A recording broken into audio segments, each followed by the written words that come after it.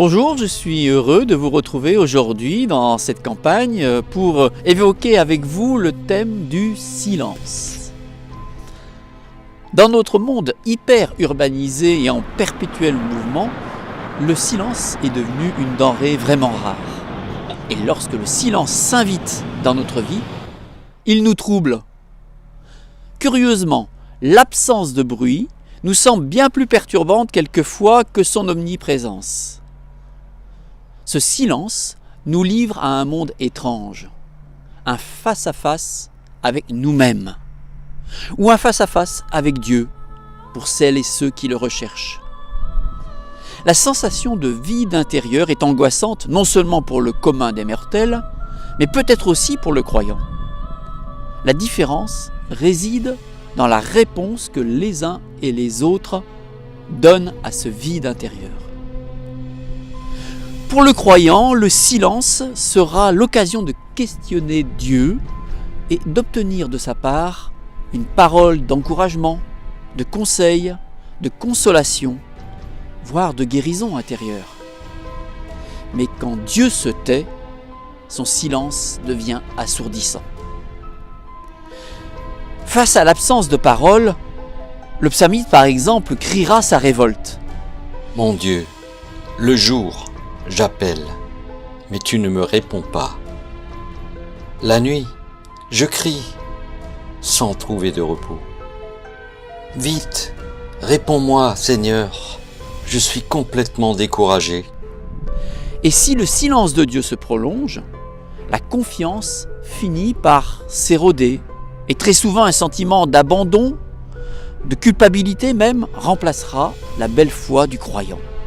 Ô Éternel, écoute ma prière, prête l'oreille à mes supplications. Tu es fidèle et tu es juste. Réponds-moi donc. N'entre pas en procès avec ton serviteur. Aucun vivant n'est juste devant toi. Et si nous portions un autre regard sur le silence de Dieu ?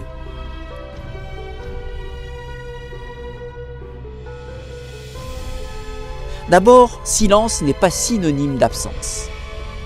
Dans la lettre aux Éphésiens, l'apôtre Paul compare la relation entre Christ et son Église à une relation époux-épouse. C'est pourquoi l'homme quittera son père et sa mère pour s'attacher à sa femme, et les deux ne seront plus qu'une seule chair. Il y a là un grand mystère.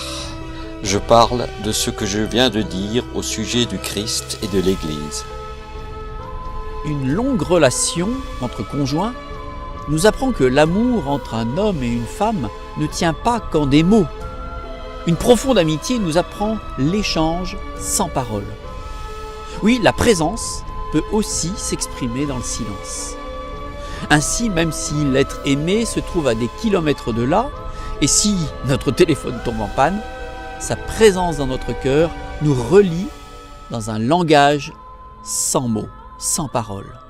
Non, le silence n'est pas un obstacle à la présence.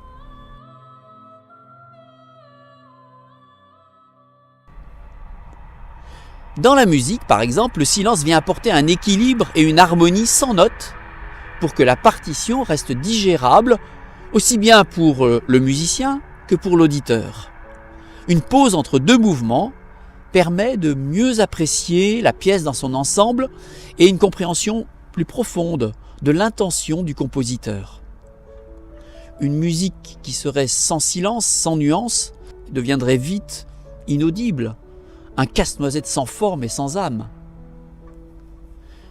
Le silence est particulièrement favorable à la concentration, à la formation de l'écoute et de la contemplation, à la compréhension du monde et de l'univers.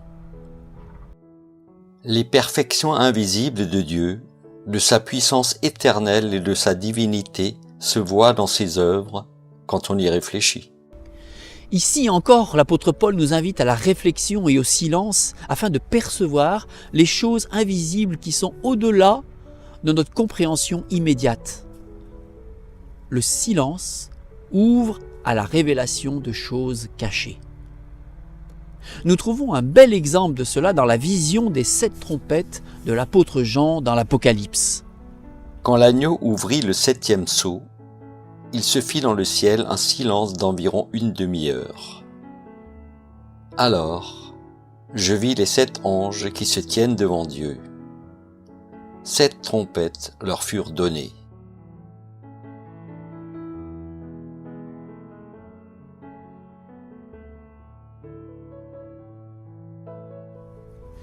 Le silence est peut-être aussi synonyme de confiance.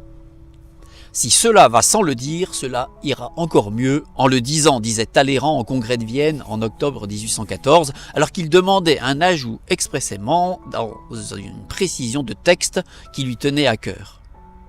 Il est vrai que lorsqu'on devient méfiant, le moindre détail devient d'une importance capitale et les mots deviennent plus importants que les actes. Mais Jésus aura les mots les plus durs face à ce type de comportement. Malheur à vous, spécialistes de la loi et pharisiens hypocrites.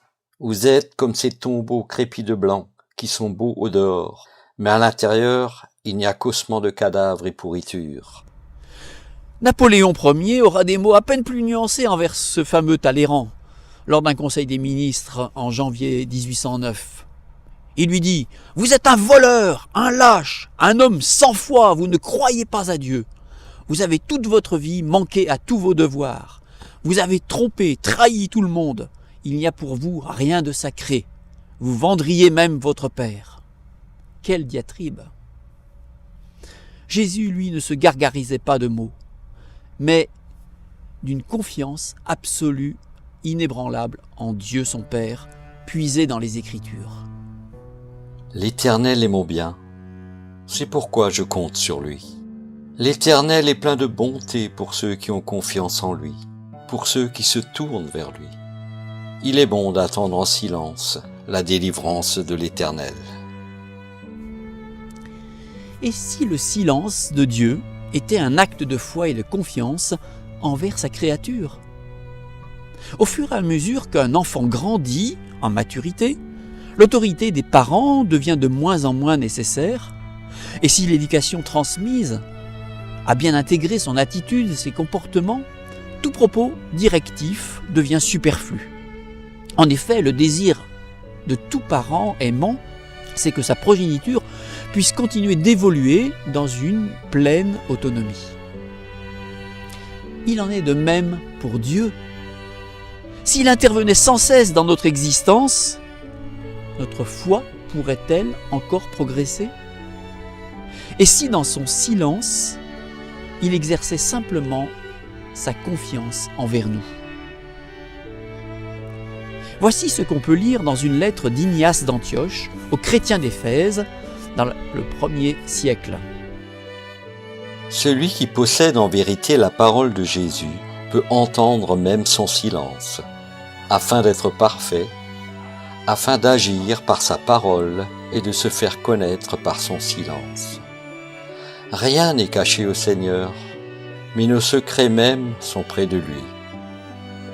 Faisons donc tout dans la pensée qu'il habite en nous, afin que nous soyons ses temples et que lui soit en nous, notre Dieu. Pour conclure cette réflexion, je vous invite tout simplement à cliquer sur le lien qui est affiché là dans l'écran et vous y trouverez un chant magnifique qui nous aide à comprendre ce qu'est le silence. Au plaisir de vous retrouver.